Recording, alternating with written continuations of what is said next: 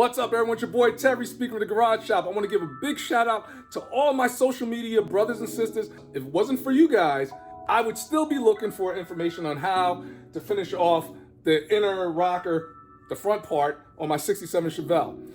People laying on their backs, taking pictures for Coverman66, Terry LSX, and I really, really appreciate it. So what I want to do is I want to show you what I came up with.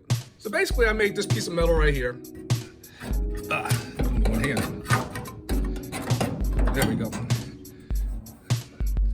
So it's gonna go in just like that. I made like a little hole so I can put the clip that, you know, the bolt goes through to hold the bottom of the fender on.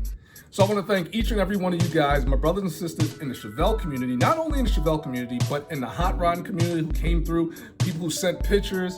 You know, I feel the love and I really appreciate it. And I'm gonna get back to work because I want to hurry up and finish this car so I can hurry up and meet you guys. Yes, you guys at a car show.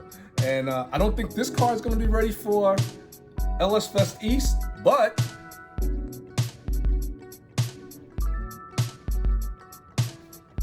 this one might always be easy. I'll catch you guys real soon. Take care.